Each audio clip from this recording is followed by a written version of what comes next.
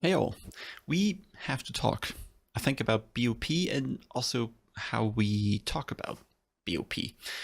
I've probably seen countless amounts of discussions on my Discord as well around BOP, and in each of those discussions, you can see just as many or more points being made in explaining one card is very strong or not or whatever. And almost every card at one point was called unbeatable, while just one sentence later, someone else brings another card up that was unbeatable in a different scenario on a different track at a different day.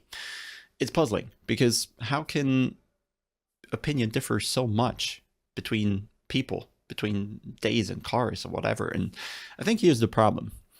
ACC has set out to focus on a single class and make that one of the most advanced consumer simulations that you can have, right? That's why we play it, I guess. And no other game, I think, really has that amount of variety in a single class. While, of course, there's other games that have GT3 cars, like, of course, iRacing has some, of course, Automobilista has some, Race Room has some.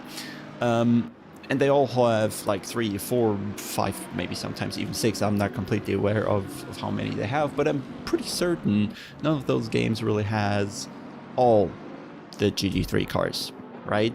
I think this is where ACC sticks out. They have all the cars of that single class from various years.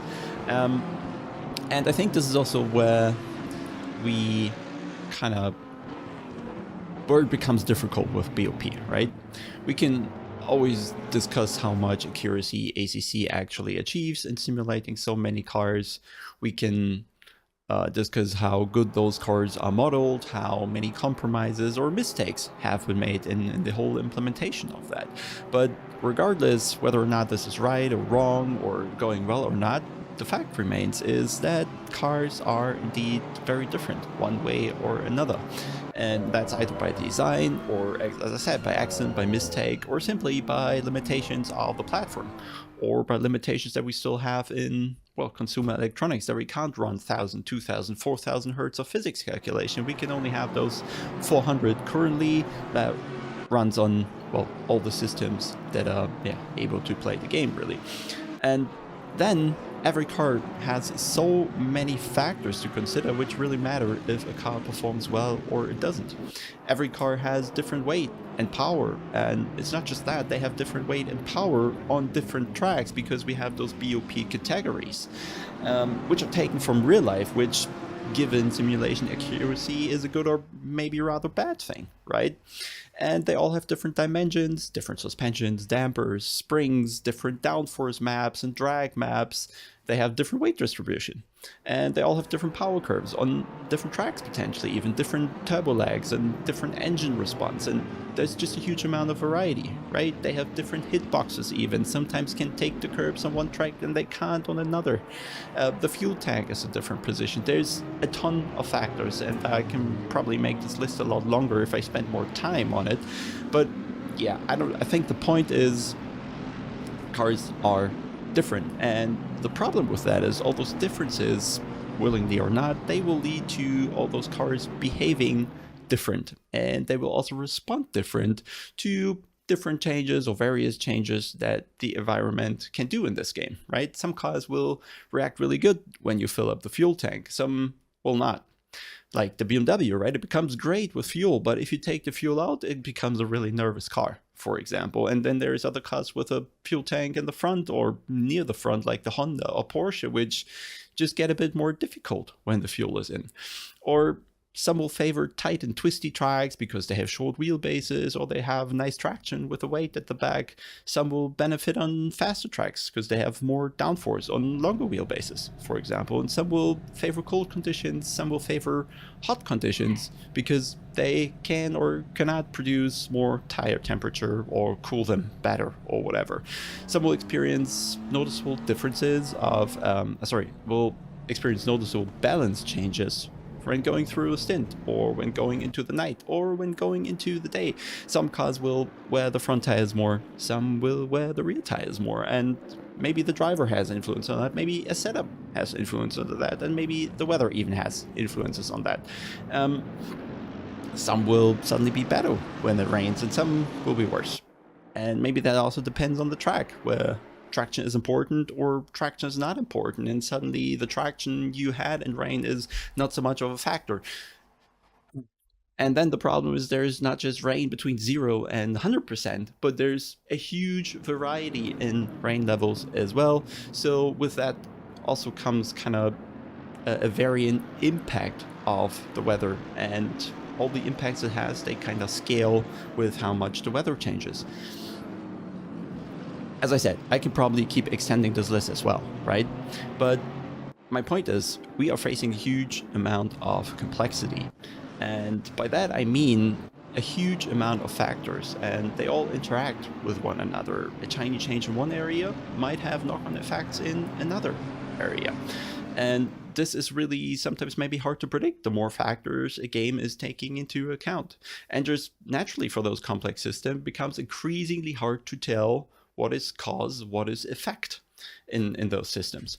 So sometimes, yes, a tiny change to one area of a single car might have a huge impact, and suddenly for the pro drivers, that car will be absolutely necessary to use if you want to race, like we have with the Audi, for example, because it's suddenly super strong on a lot of track and hard to be rivaled by any other car in most cases.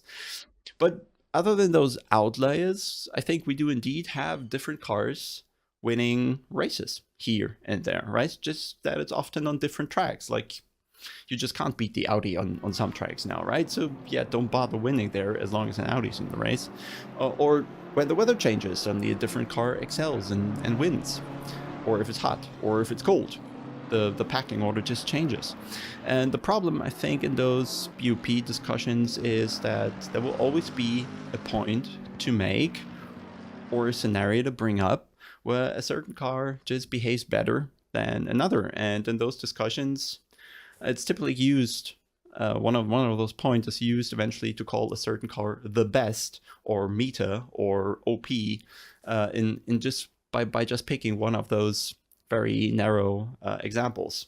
Arguably, some cars have more scenarios in which they work good, but I'm just trying to say there is a huge. The problem, I think, is the amount of possible scenarios, and with that comes a simple inability of everyone to have a full picture of everything. Very simple. Nobody has a clear picture of every car's advantages and disadvantages in every of those scenarios. There are just too many. And I think for casual players, this is probably a great thing, right? You're going into the season, you're choosing your car, maybe more unaware than the pro player, certainly, if that is a good choice or not. But even they, as I said, they don't have the full picture. And then you get those storylines throughout the season. You get it throughout the race, right? And you will come across good tracks, you come across bad tracks. Maybe you overachieve on a bad track, or the weather switches in your favor, and suddenly you have a better or worse result than you were expecting. This definitely produces emotional roller coasters, which I think we all desire when choosing to play sim racing. But the problem that I think is very apparent to me, though, is that for the esports people, for those trying to make a living out of sim racing, potentially with having good results, this whole complexity really makes it difficult to feel in charge of your results. You're pretty much a passenger of all those environmental factors playing with you rather than you playing with them. And for esports drivers, I think it's important to have the best average car across all tracks of a season, across all weather scenarios. But often you don't know those various weather scenarios in advance. You won't know if a race is going to be hot or cold, and if this is a good or bad track in this case for you, or if it's going to rain, or if it's going to be dry. And suddenly, again, even when in front of the seasons you know the track choices, but you don't know the weather, the packing order is still somewhat of an unknown, and you just go by, yeah, this is a most likely good choice, right? And this makes the track choice, I think, a really important factor for any league organizer, because the track choice defines which is going to likely be the best average car across that season. Yet, If a car has more good tracks than another over a season, it will in the end have better chances on paper. Yet, with the inability to really assess the whole picture and knowing the whole picture in advance, there's always this uncertainty that will remains in the end. And with that I mean not being able to have a precise idea of every car's true potential over the course of a season, because it's depending on each track, it's depending on the temperature, it's depending on the wetness level, it's depending if there's going to be game patches put out and cars being deliberately nerfed and buffed or accidentally nerfed and buffed because other physics were changed by the game. And I think this is where all the discussions really come from in the end in terms of BOP. There's imperfect information and there's changing conditions. There's just a ton of factors that have to be taken into account. And this, makes it maybe outright impossible to get on top of things anymore. Then the complexity ACC has, I'd say, is probably its biggest strength, because no other game really has that. No other game has that cars feel so unique and so bespoke and different to drive. The cars' differences are more pronounced in other games, potentially. Maybe they seem amplified at times, even more than maybe they would be in real life, for example, like we're seeing with the top speed differences between the Porsche and other cars in the game, which can sometimes be up to 20 kilometers or so, which we're not seeing in real life. But I feel this is one of those knock-on effects, really. And I think this makes it a really great experience for the majority of players, that they have this choice, that they have this complexity, they have this variety, and cars really do feel different. If you switch from one car to another, you kind of still learn again from scratch. And I don't think other games can deliver this experience. Yet for, I think, the esports side of things, where all players are operating in very tiny margins, I don't think it's a stretch to say that the top 10, 15 guys in your esports competition, they will all be, one way or another, be able to achieve the same lap time plus minus a tenth when they're given exactly the same conditions. But since they don't have those same conditions, because they have different cars that respond differently to everything, it makes it one of the hardest games to govern and balance, probably. And I'm not saying I have a solution. I most certainly don't have one. But maybe we should just calm those kind of discussions a bit and just respect the amount of factors that are at play every now and then, and that nobody really ever will have a good and complete picture of it, which just dumps the task to the league administration to really try to get on top of things until Kunos does, which might just be a different and difficult task to do. With that, I've probably talked already way too much. I wish you all a good Sunday, probably good races, and maybe the next patch already fixes everything. So